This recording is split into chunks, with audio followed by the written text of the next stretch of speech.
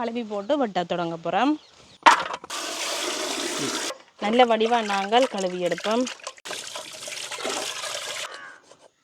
தாளிக்கிறதுக்காக தேங்காய் எண்ணெய் விடுறோம்.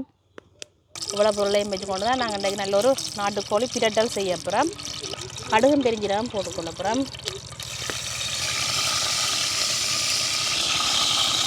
அதோட வெந்தயத்தையும் சேர்த்து போடுவோம்.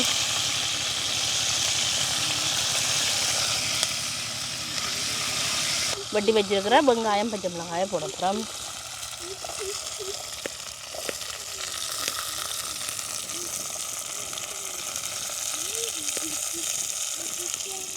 அதோட கருவேப்பிலையும் நாங்கள் போடுவோம். வெங்காயம் பச்சை மிளகாய் எங்களுக்கு நல்லா வதங்கட்டுக்கும். ரம்பையிலே வந்து பிச்சு போடுவோம்.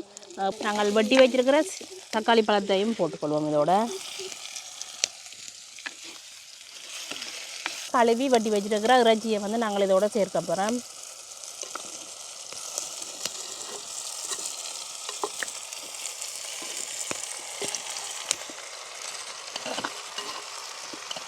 இப்போ நாங்கள் நல்லா அப்படியே வடிவாக பிரட்டி விடுவோம்.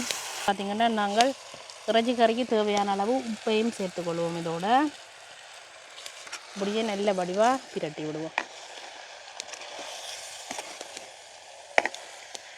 வடிவாக மூடி விடுவோம். இறைச்சி எங்களுக்கு அவியட்டுக்கும் நல்லா. நாங்கள் இப்போ இருக்கா திறந்து பார்ப்போம். உங்களோட உரைப்புக்கு ஏற்ற மாதிரி நீங்கள் மிளகாத்தூளை சேர்த்துக்கொள்ளுங்க.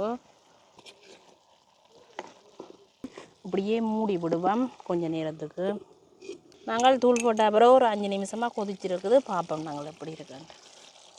பிரட்டல் கறியாகவே வந்துட்டுது. நல்ல வாசம் வருது.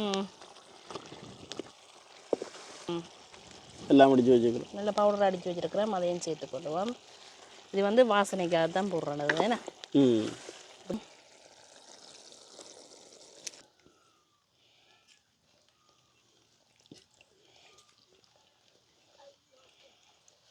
நல்ல வடிவாக எல்லா இடமும் பிரட்டத்தக்கனியாக பிரட்டி விடுவோம்.